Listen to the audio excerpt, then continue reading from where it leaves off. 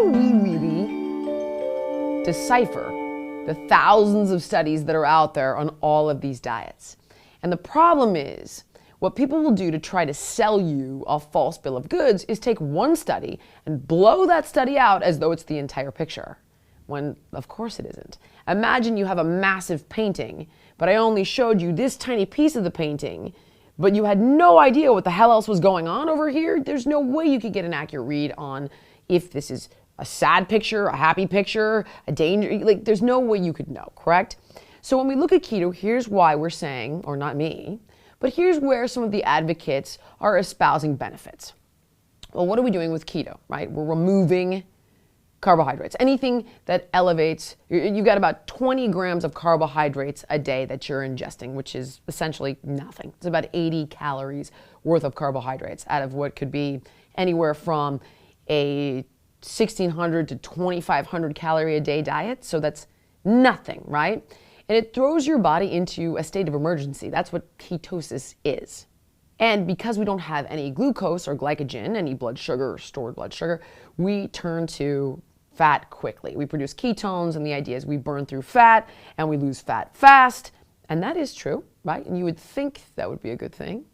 And in addition, people will say, well, I reversed my type 2 diabetes. Of course, you know, your insulin level is through the floor. You're consuming 0 carbohydrates, so you have no blood sugar, so your pancreas is not releasing insulin.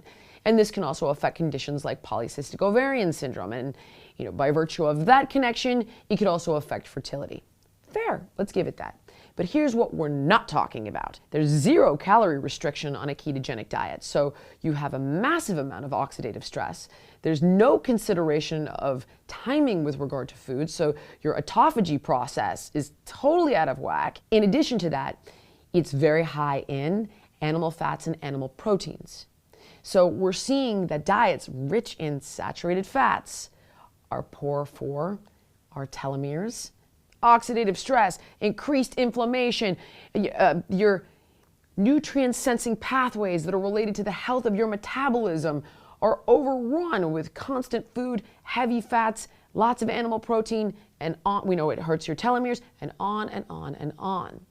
Now, what about the benefits? Is it worth it? Let me tell you, the number one way to sensitize somebody's body, again, to insulin is exercise. I've been doing this a heck of a long time. I've reversed type 2 diabetes. I've helped people get off all medications for type 2 diabetes and PCOS and get pregnant after years of trying and failing through a common sense diet where we don't eat too much, we eat real food, and we have balanced macronutrients. So I can give you all those benefits with none of the negative side effects of keto.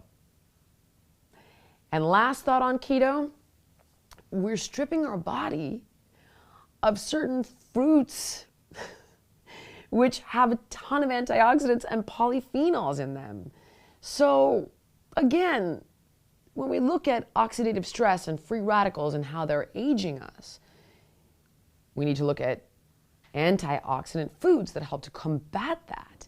When you start cutting out digestive enzymes in papaya and pineapple and mango and all of the beta carotene, which is one of the top things to help keep your telomeres long, something like keto is detrimental on so many different levels. And the amount of benefit is so small when we can take a completely different path, get all the benefit over here, none of the negatives over here, and all the benefits over there.